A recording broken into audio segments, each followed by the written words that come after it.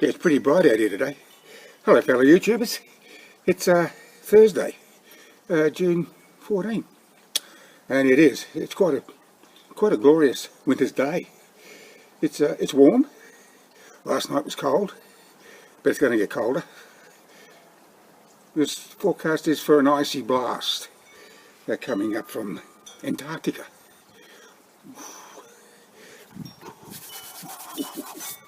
Nice and cold. I put my electric blanket on last night. Well, it was early this morning, and I was just luxuriating in the warmth. It's lovely to be able to do that. I love the winter, not for just that reason, many reasons, but you know, to get into a warm bed on a cold winter's night, lovely. Better still if it's raining. Yeah. There's no rain forecast for a few days anyhow. Oh well, I can wait, I'm patient. My wife and I went into town this morning. She had to take her sewing machine in to have a service, and we made a quick trip then to the supermarket, bought some bread and a couple of other things. And one of them was a Sara Lee peanut butter sort of chocolate Bavarian sort of thing. And it looked nice on the cover of the packet, but isn't that always the way?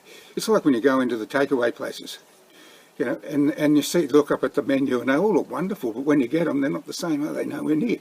And this was the case with this slice. I got a picture of the packet, followed by what it actually looked like on the plate.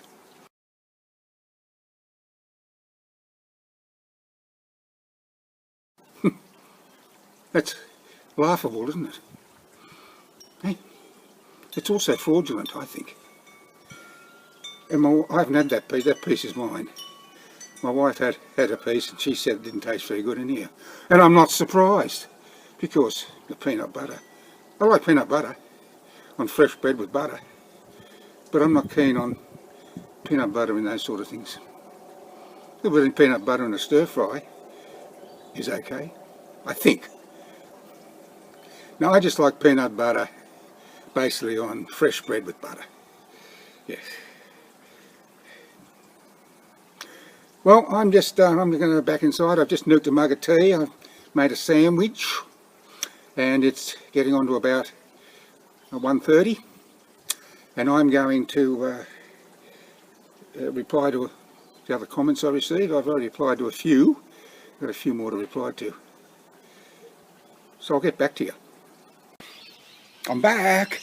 It's getting on to about 4:10, and I have a big thank you, Glinda, for telling me what those eggs are, what species they belong to.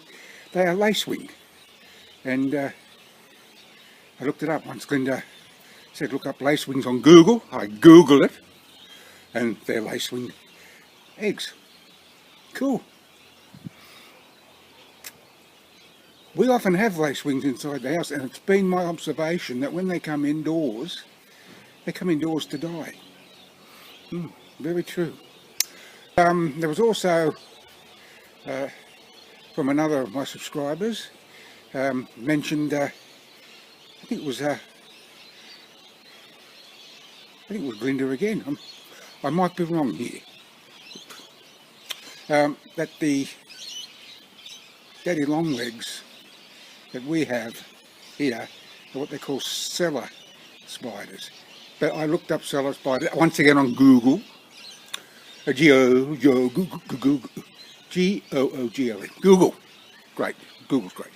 A great search engine it is. Truly is. And there's about 1,500 species of cellar spiders. And there are 80 genera. G-E-N-E-R-A. So they are what we have here are daddy longlegs. So we've got that cleared up as well. And I just wanted to tell you something, or show you something as well. I've always loved science fiction movies. And in 1870, a French writer by the name of Jules Verne wrote this book. Not this book, of course. You know, this was a reprint in 1955 of 20,000 Leagues Under the Sea. Now, in 1955, I was 7 years old, and I would have seen a preview of this movie because we used to go to the pictures. You used to have to cross threepence to go to the pictures, and we would go to the pictures quite often. A cartoon sort of thing. They had matinees of cartoons, you know, dozens and dozens of cartoons, and serials too, like Jungle Jim and Lost Planet Airman and these sort of things. And I've seen a preview of 20,000. It must have seen a preview, and I had to see it, and I did. We did go and see it, and I thought it was great. And I watched it a few times since then. I still think it's a great movie. Now, the movie was made in 1954, and it was well received. Yes, 20,000 Leagues. Now, this book, by the way, it's one of those precious keepsakes, because here, I know it's fallen apart a little bit, but the cover comes off, because there's a picture of yeah. On the inside, there is a dedication from a next door neighbour at the time.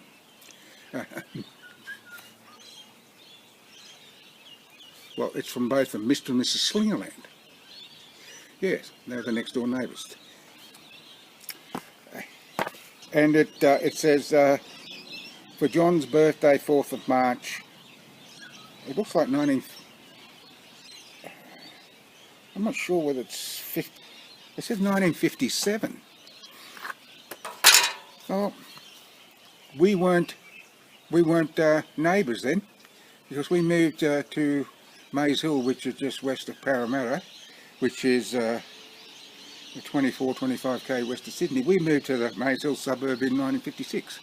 So I think Mr. and Mrs. Slingerland must have posted this to me. Yeah, what a wonderful surprise it was. Yes, James Mason. Holy smoke. Yes, he made a lot of movies, but Journey to the Centre of Earth, that was good too. That was very tragic about Mr. Slingerland. Then this is a true story. He happened to be in Sydney in the wrong place at the wrong time and was shot and killed by a stray bullet. It was a shooting, and he just, as I said, was in the wrong place at the wrong time and got shot and killed, or he was mistaken by mistaken identity.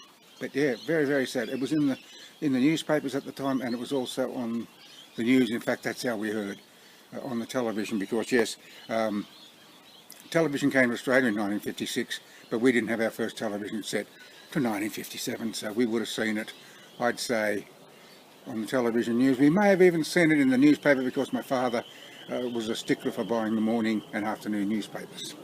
Very, very sad. But yes, this is one of these precious keepsakes. Well, that's about it. You know, the sky is perfectly clear. There's not a cloud anywhere. And it's cooling down quite appreciably. So I'm going to say a thank you for watching, and until next time, bye for now. Yes, precious keepsakes, eh? What a precious keepsake. I thought the movie was fantastic. You know, I was just in awe of it. You know, underwater, and the submarine, the Nautilus, and the giant squid and all that. Some things you never forget.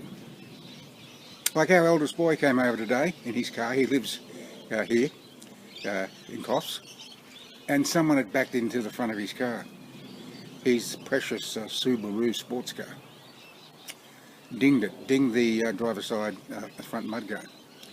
And they didn't leave a message, a note, but he did some reconnaissance work after his some CCTV footage showed it was an elderly person. So anyhow, cut a long story short, he found out who it was, and they've agreed to pay for it. But isn't that what people are like? You know, they cause damage to your vehicle and they just bugger off. Don't care. Yeah, anyhow, that's life. Guru.